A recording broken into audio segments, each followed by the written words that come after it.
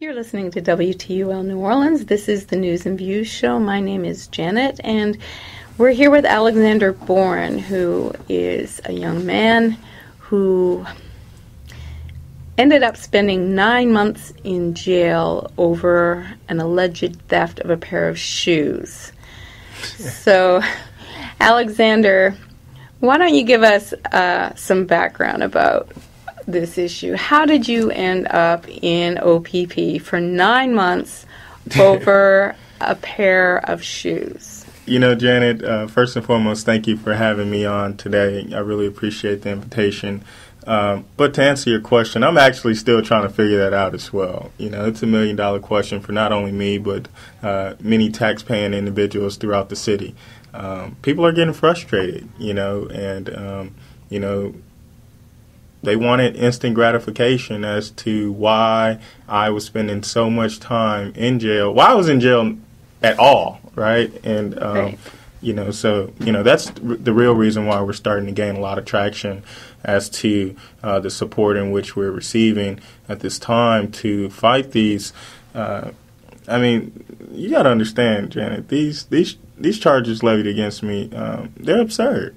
At the end of the day, I am a young entrepreneur who is socially minded and civically engaged right here, not only in the city of New Orleans, but throughout the country and so forth. So, we got a lot of questions to answer.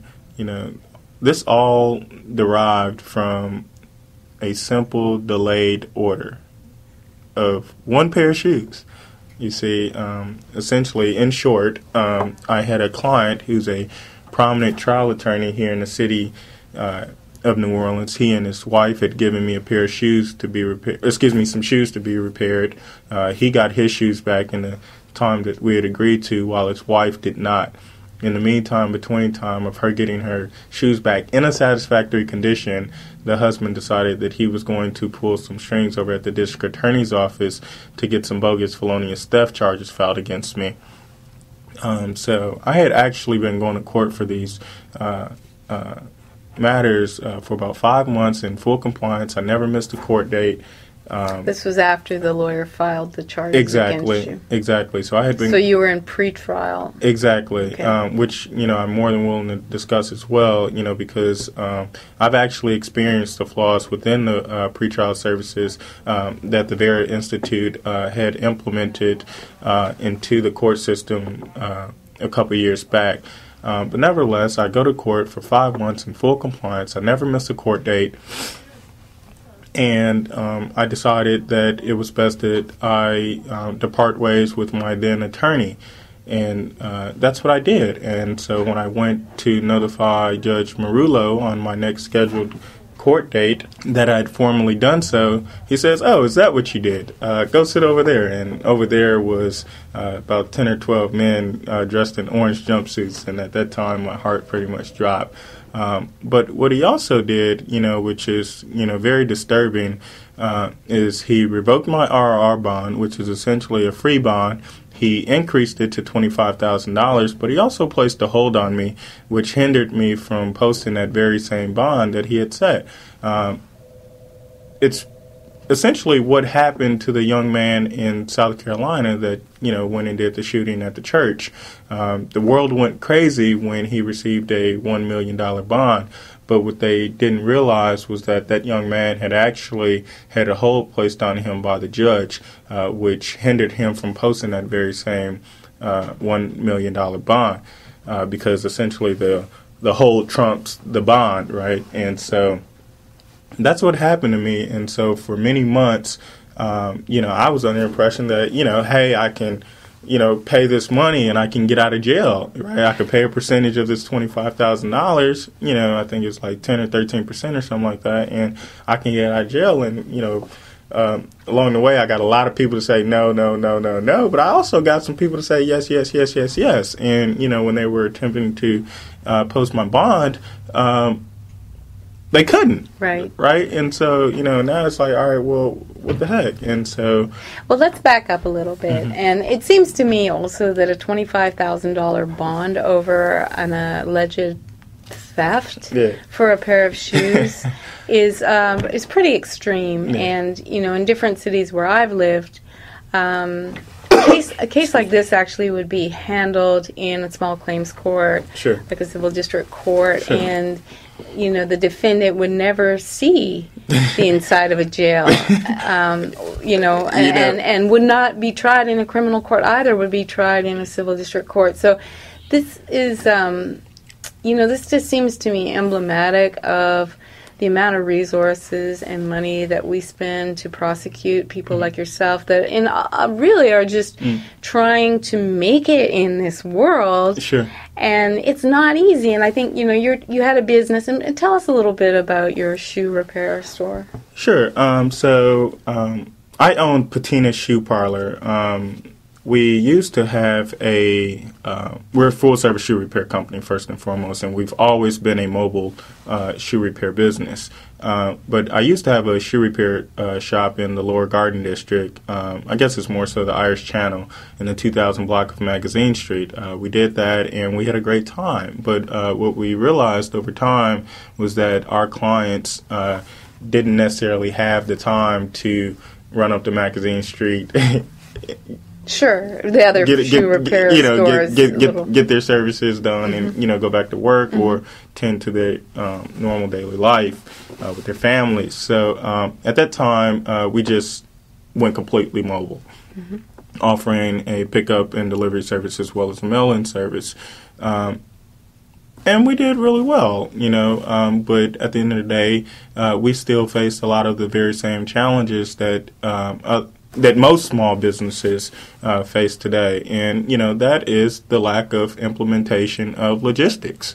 My biggest fault as the owner and founder of, this business was not having the proper logistics in place to assure that every order was fulfilled in a satisfactory condition, and, not just to the client's standards, but ours. Right. You see? So you got a backlog. And that we failed at, and I can humbly say that, and but I don't regret it. You see what I'm saying? I started that business with just $156, and as a result to these charges levied against me, and 9 months in jail, that business has completely floundered. Right. I will say that time has not been done in vain. It allowed me to, essentially reevaluate myself as well as my business as a whole. And upon my release, I immediately began to reach out to a lot of the different small business incubators here in New Orleans and around the country to see how we can leverage the resources that they have in place so that we can, reboot this business and make it bigger and better than ever. Right. But you didn't necessarily have to go through the criminal justice system in order to do that. Because we were already working on it, strangely so. Right. And, and a lot of businesses do start up that way, and you learn by trial and error, and generally for the first couple of years it's really tough, and it's hard to turn a profit for the first few years, and it's just by the energy and the sweat and dedication that a person puts into their business. Definitely. So there was a charge against you. You go through the pretrial. Get remanded, and then the district attorney immediately begins to solicit my other clients. So you were eligible for bond. I was eligible for a free bond. And then you go back to court before the judge. The appointed judge is Judge Marullo. And everything looks like disbarred. Right. And so as far as you're concerned, everything looks like this is a procedural matter, and you're going to go through whatever it is you need to go through in order to pay the bond and get your record cleared. So you go to court on this one day, and all of a sudden you find out that your bail is set at $25,000, and there's a hold placed on you which doesn't allow you to even pay the bond. Yeah, money didn't buy my freedom. Right. It couldn't buy my freedom. Right. And it took me a long time to realize that. So what happened that the judge changed his mind on the RR bond? Well, first, So I think your question kind of overlaps. So I think you're asking what made Judge Calvin Johnson actually release me. This was Calvin Johnson, not Judge Marullo. Well, Calvin Johnson released me because he was an ad hoc judge, which is essentially a substitute judge because Judge Marullo had been removed by the Louisiana Supreme Court. Right, because of the age limit. Exactly. Okay. So what prompted Judge Marullo to lock me up because I terminated my attorney. We believe at this point, upon thorough investigation, that he received a $1,000 bribe that he simply tried to disguise as a political contribution in exchange for holding me to assure that it wouldn't be easy for me to get out of jail, knowing that he was going to, be in this transitional process, and I would pretty much get lost in the system as I did. But I was smart enough to, continue to be proactive, and my fingers probably got arthritis because I wrote so many letters.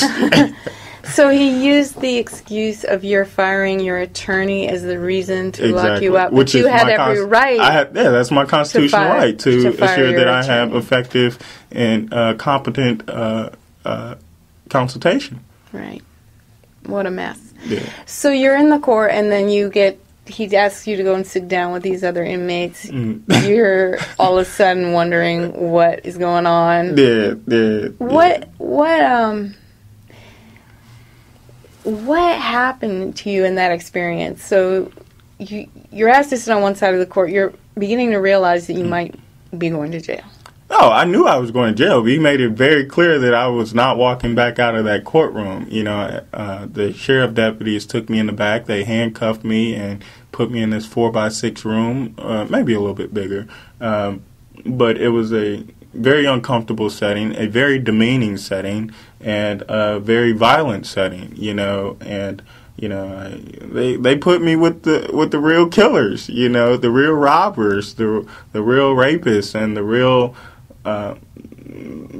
deal Holyfields of the of criminality as a whole, and it was discouraging at first, and it was stressful, Janet, excuse me, and but fortunately for me, I had a lot of prayer warriors in my life, along the way. So I was able to, find different spiritual avenues to help cope with, all of these, this whole ordeal. So, what did your so what were your days like at OPP when you were locked up? Like after man, I could write a book on, how. Actually, there's a movie out right now. It's called Get Hard, starring Kevin Hart and Will Ferrell, I believe, where Kevin Hart pretty much, tries to teach this Caucasian gentleman, what the prison life is going to be like, right? I could, outshine Kevin Hart in that, and I could tell you right now that life at OPP is not easy. People out here think that, this jail that's being built is going, it's like beautifying these criminals. No, it's tough back there. I was living in a tent majority of my time. I lived in almost every part of the jail first and foremost throughout this 9 months. But I was living in a tent for the majority of my time. I often ask people, do you know what it's like to live in a tent?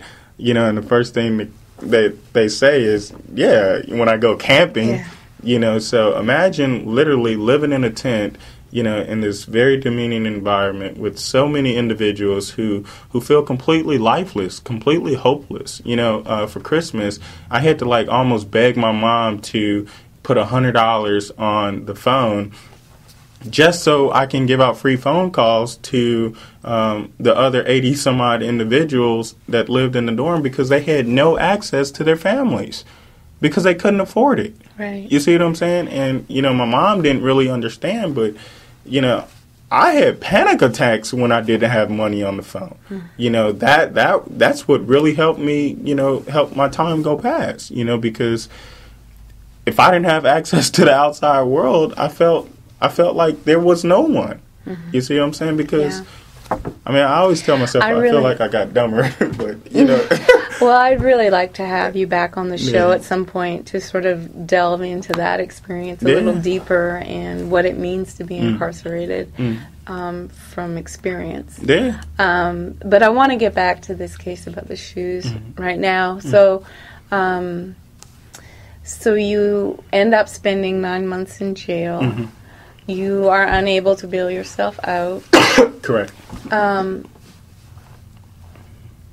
What stage are you at right now with the whole process? I mean, you were released from jail because you did your time. No. No. No. Okay, let's talk about that. Yeah. So how were you released from jail? Everyone wants to know that question, right? Because at Tulane and Broad, they have this culture that says that if you are charged with a felony, okay, the likelihood of you walking out of there not a convicted felon is 5% likely, literally, because the district attorney, he has like a 95% conviction rate, right? And so, you know, that's the culture, you know, from the judge's perspective, from the lawyer's perspective, from the district attorney's perspective, and even from the inmate's perspective, right? But I changed that. Okay, I made it very clear that I was not walking out of that place a convicted felon, whether it was pre-trial or post-trial, right? Mm-hmm. I made it very clear to any and everyone that I encountered, you see, and that's what I did. I was proactive every single day and taking the necessary steps to reach out to individuals that had the ability to potentially alter my current position. Right.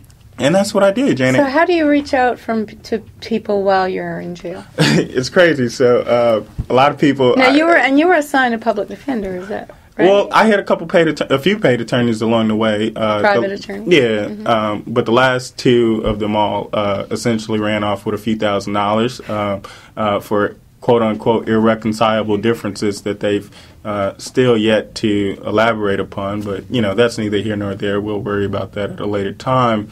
But yeah, I have a public defender right now, and I've had about 6 of them because, you know, no one wants to touch this case, right? As simplistic as it sounds, you know, no one wants to take on the case because they know that this district attorney is wrong.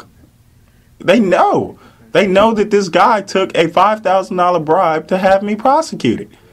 They know that. So everyone comes on the case. They come on the case and they recuse themselves, you know, 2-3 days later for conflicts, right? And it depicts me as a troubled defendant. And just to clarify, that money that you're talking about was a political donation that came from the attorney whose wife's shoes didn't get her shoes back. Around the time of the elections and around the time they put a hold on you rather than timing couldn't have been better on our side. Right. I mean, you know it's bad when the FBI agrees to, you know, take and look into this, you know, because they get hundreds, if not thousands of cases a month, you know, requesting, you know, to have something looked into, and they were very adamant about, you know, taking the necessary steps to, you know, investigate this accordingly. You understand? I understand that, you know, I'm up against a big political powerhouse and I have no money. Mm-hmm. That's why we're here today to take the necessary steps to, you know, essentially garner some additional financial and or social support at the very least. Right. And this is the problem, I think, in New Orleans. You know, it's a great city. It has a seedy underbelly of, you know, it's who you know. It's a very much who knows whose city. You know what I figured out throughout this process, and I don't mean to cut you off. No, I mean to cut you off because I cut you off. But people always say it ain't about what you know, it's who you know. It ain't who you know, it's what you know, or whatever it may be. But you know what I figured out? It's not about any of that. It's about who knows you. Right. Because if individuals do not believe in you, forget about it. Right. That's a good point.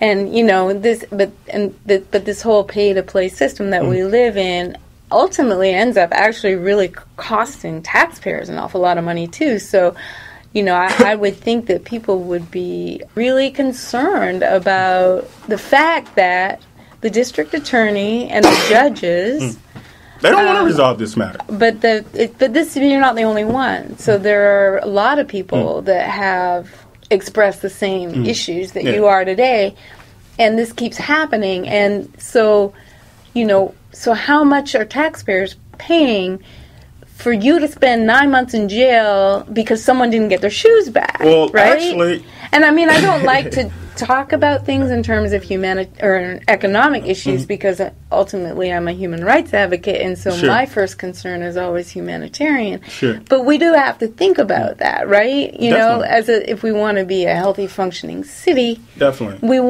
wouldn't it be better that we spend our resources, I mean, let's put it into perspective. From a fiscal standpoint. We have hundreds of firefighters right now who cannot receive their pensions that they are legally entitled to. Yet, you have this young entrepreneur, goes to court for 5 months, get incarcerated, and then has been spending another 3 months in court, right? Let's put a dollar amount on that. I don't know.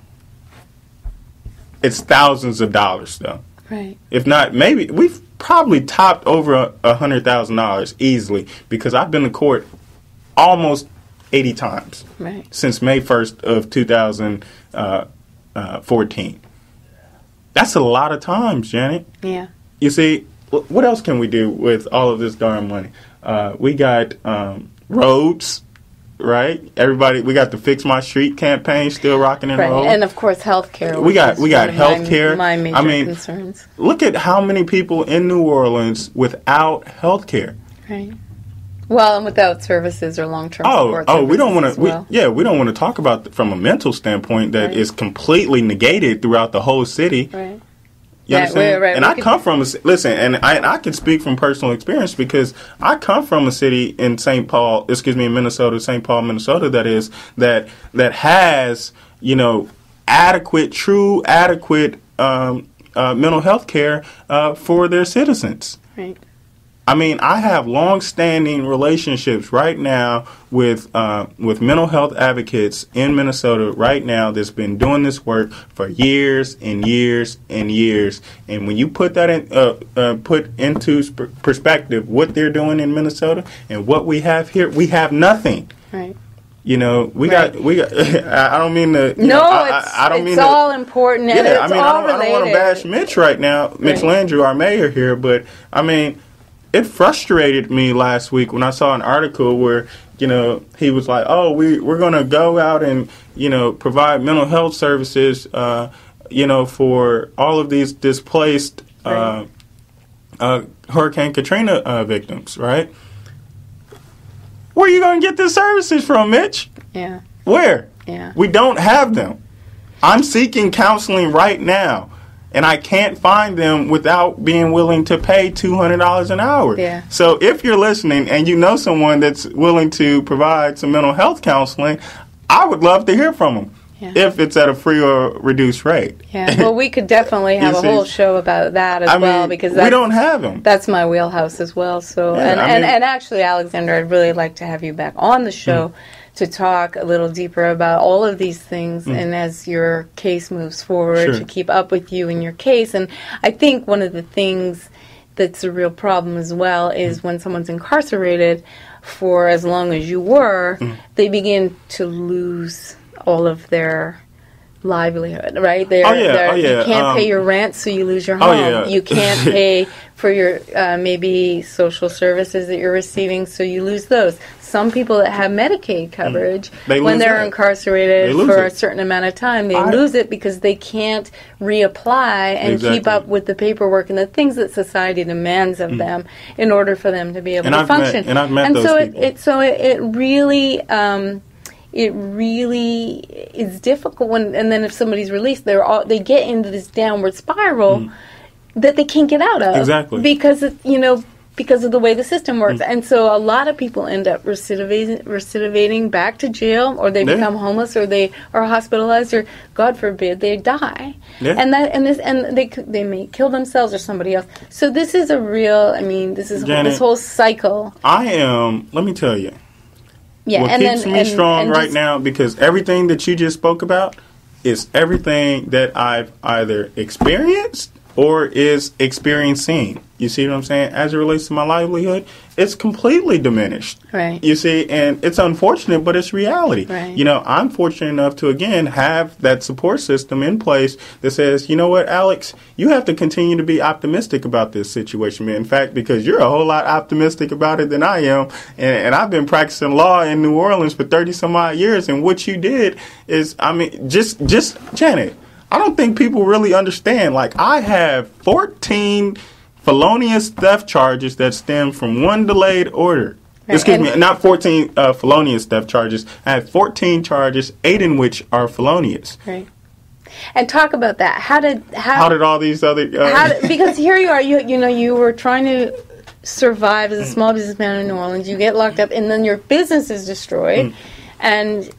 And now, so how did you end up with all these other charges? Talk about that. Yeah, so once the district... And then we have to wrap up. So. Oh, yeah, definitely. And so once Judge Marullo remanded me last October because I terminated my attorney, it seemed like he and the DA's office was the only one that knew that I wasn't going to be able to get out of jail because my attorney sure didn't tell me. I just thought I was going to be able to pay this bond, right? And... But what they did was they meaning the district attorney's office, they immediately began to solicit my clients via telephone, via email, via social media outlets, encouraging them to file additional charges because they knew that they couldn't have services rendered if I'm incarcerated.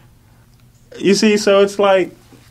It's victimizing the victim. Yeah. I mean, and it's like, you know, this district attorney, I once heard that, you know, someone had called and, you know, spoke with Leon regarding the situation, you know, and wondering why he did not want to resolve these matters, right? Because everyone has their shoes back many, many months ago. They got their shoes back many, many months ago, right? Mm-hmm.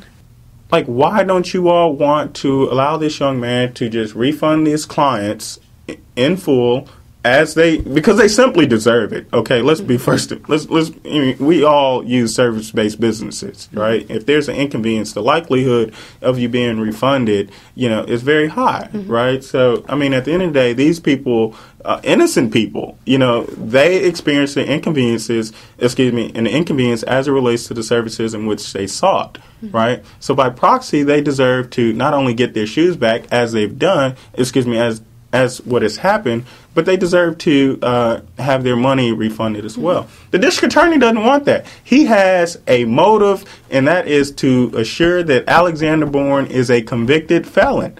You see what I mean? And that's where we butt heads at, because I am in no position at this time, and nor would I ever be in a position to willingly accept a felony. These are my civil liberties we're talking about. Right. My right to vote. Right. Do you know the voter inequality statistics as it relates to African Americans in New Orleans? I'll allow you to look that up. It's disturbing. Let listeners know. Now's the time. I mean, look at it this way.